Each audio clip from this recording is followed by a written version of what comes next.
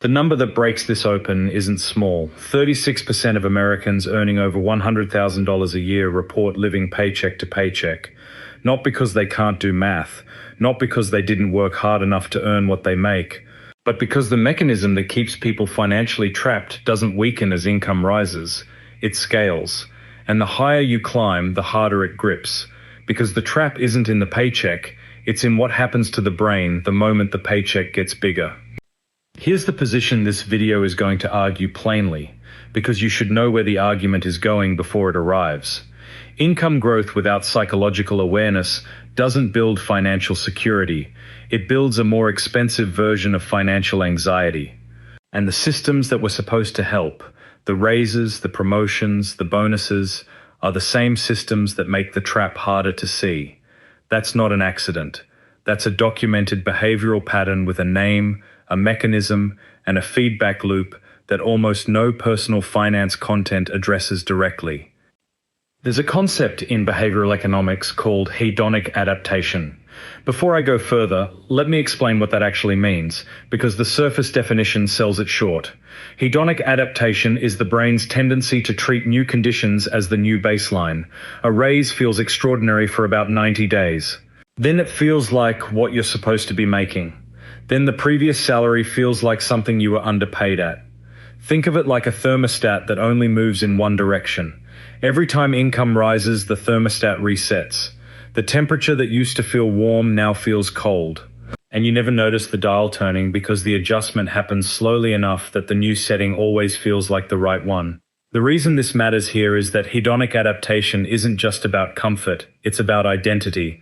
And once income becomes identity, the spending that reflects that income stops feeling optional.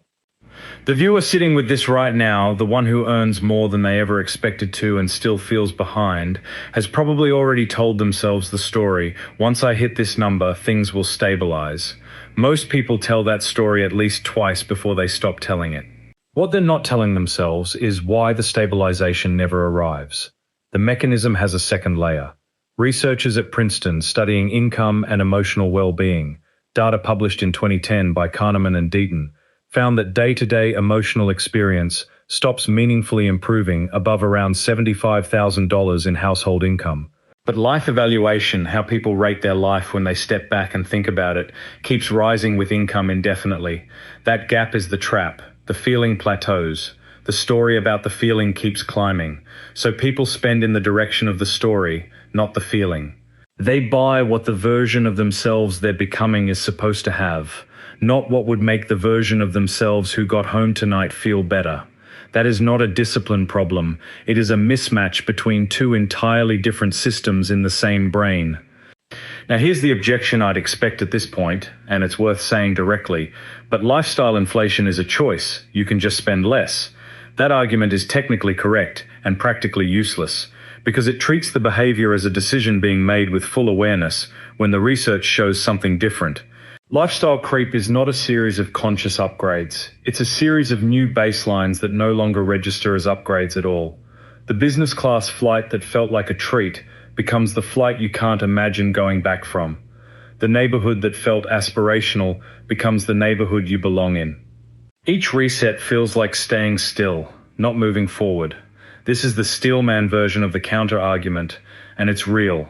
Some high earners do successfully decouple income from spending. The research on this is genuine. Deliberate frugality in high-earning households is documented and achievable. But it requires active psychological infrastructure, not willpower, and the infrastructure has to be built before the income arrives, because once the social signaling of high income becomes embedded in identity, spending that contradicts the signal feels like a kind of status self-harm. The behavioral finance term for this is status consumption, and its pull intensifies in environments where other high earners set the spending reference point, which is exactly where high earners tend to spend their time.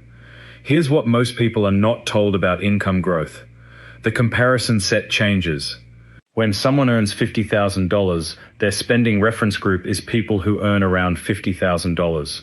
When they earn $150,000, the reference group shifts, the social context shifts, The restaurants, the vacations, the schools, the neighborhoods, the entire frame shifts, and the new frame sets new expectations that didn't exist before the raise.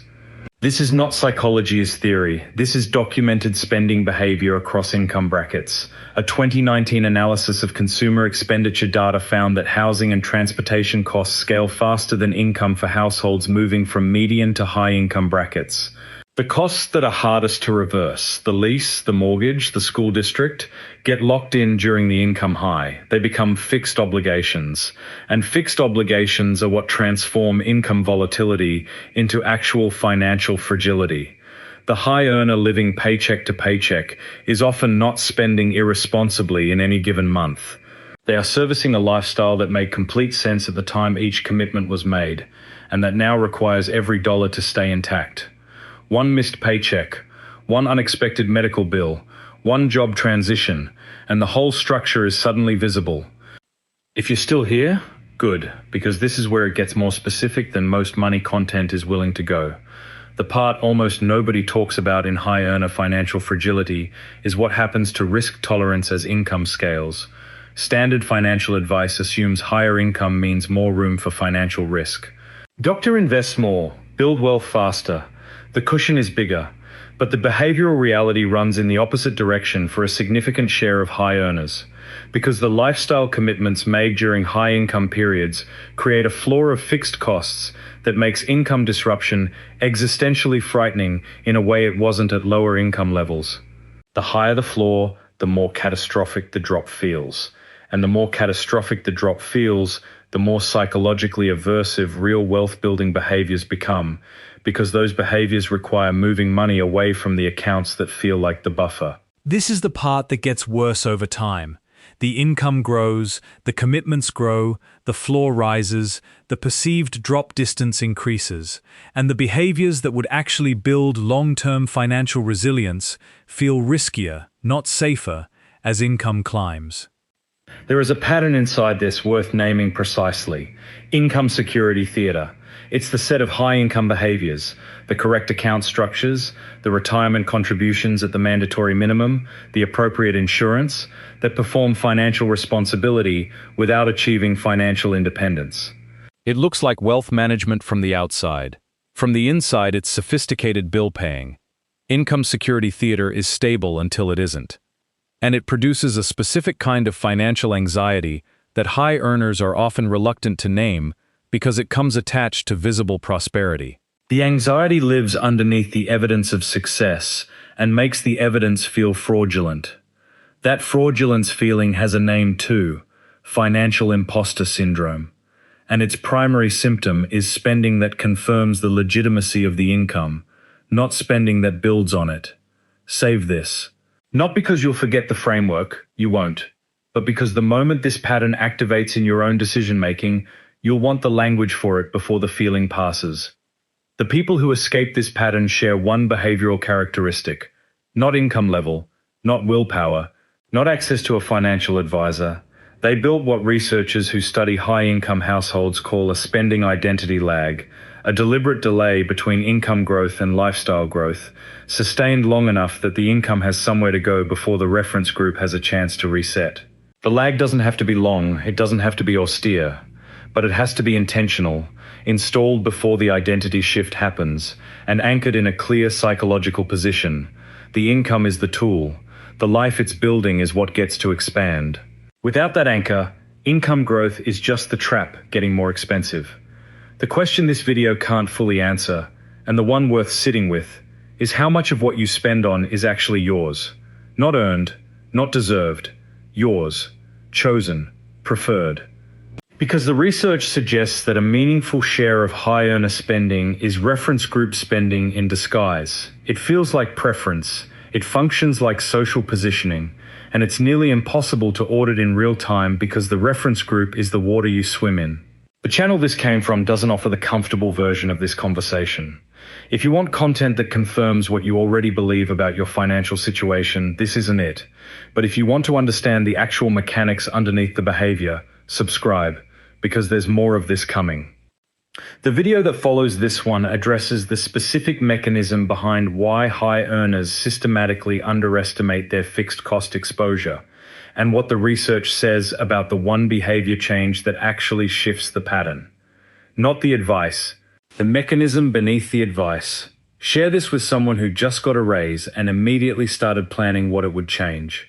Not to dampen it, but because the window between income growth and lifestyle expansion is the only window that exists, and most people don't know it's closing. At what income did you first tell yourself money stress would finally stop? And were you right? Write that number in the comments. The answers tend to cluster somewhere interesting, and that clustering is its own data point worth examining.